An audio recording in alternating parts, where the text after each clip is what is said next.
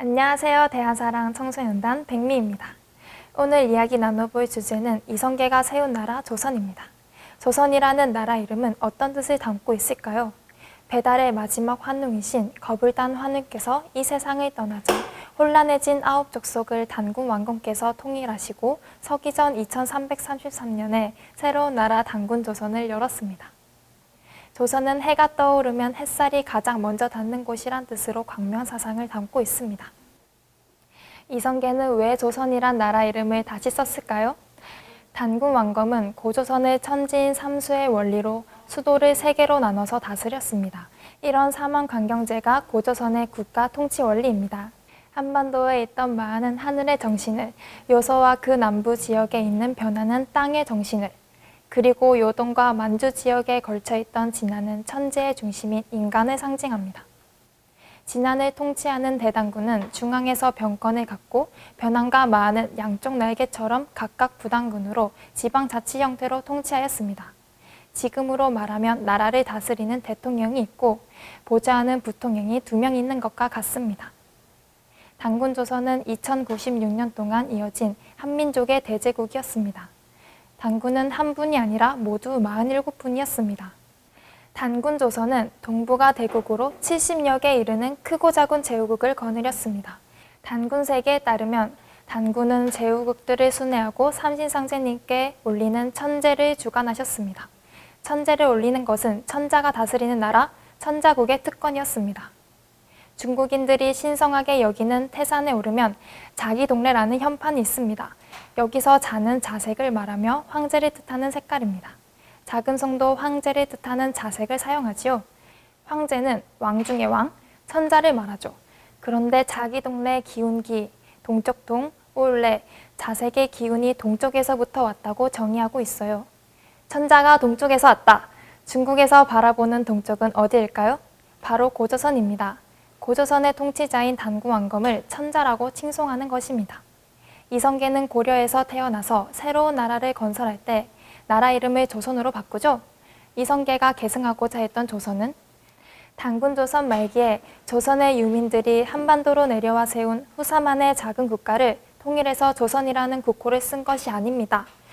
단군 조선 당대의 만주 일대 요동을 모두 포함한 전사만을 말합니다. 이 내용은 단제 신채호 선생님의 저서 전후사만고에 잘 나와 있습니다. 단제 선생은 한반도 땅에 갇혀있는 사만이 아닌 북쪽 만주 대륙을 포함한 사만이 원래 고조선의 전체 영역이라 하였습니다. 이성계는 전 사만의 영토를 모두 통합하여 다스린 위대한 나라 단군 조선의 기상을 회복하고자 조선이라는 국호를 다시 선정하게 된 것입니다. 조선이란 나라가 단군 조선의 나라 이름만 같은 것일까요? 결론부터 말하면 아닙니다. 단군 조선의 지명을 활용한 예를 살펴보겠습니다. 단군 조선의 서울과도 같은 수도 이름은 아사달입니다. 첫 번째 수도 송화관 아사달, 두 번째 수도는 백악산 아사달입니다. 백악산의 흰 백자는 태양과도 같은 빛을 상징합니다. 그런데 재미있는 것은 이성계의 조선의 수도는 어디인가요? 네, 한양입니다. 나라의 수도는 심장과도 같아서 아무런 의미 없는 땅에 정하지는 않겠죠?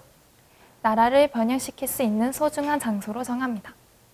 한양은 왕이 거처하는 경복궁을 중심으로 설계가 되었는데요. 경복궁의 뒷산 이름이 뭘까요? 북악산 맞습니다.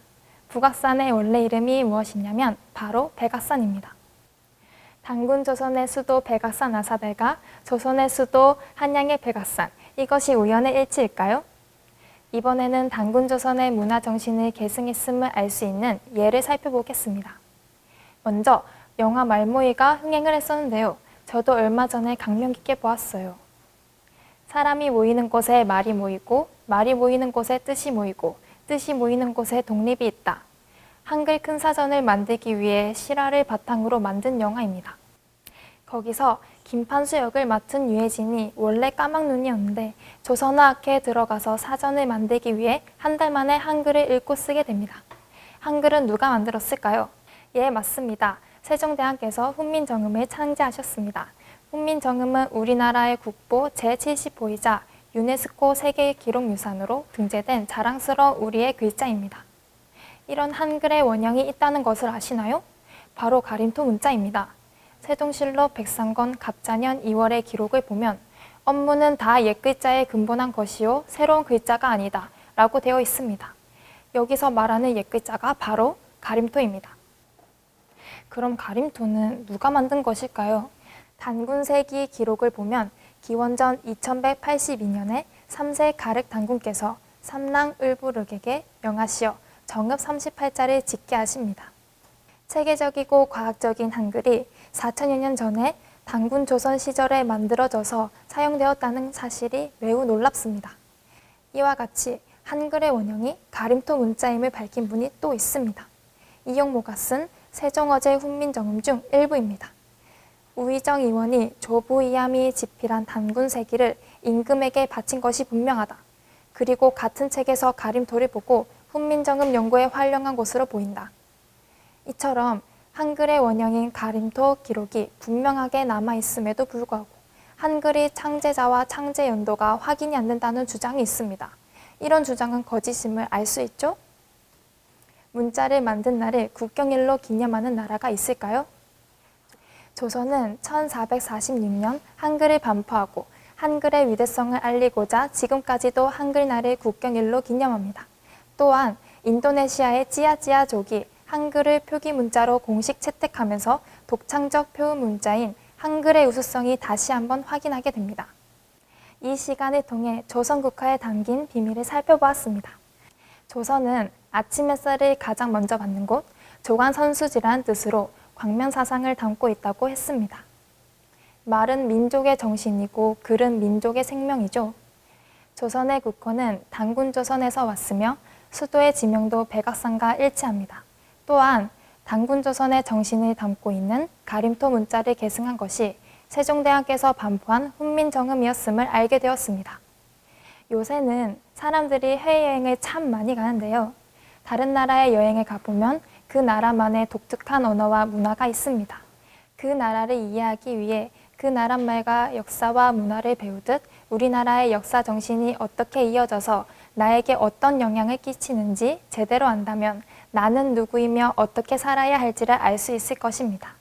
그럼 다음 시간에 또 만나요. 역사 강복을 이루는 그날까지 우리 모두 화이팅!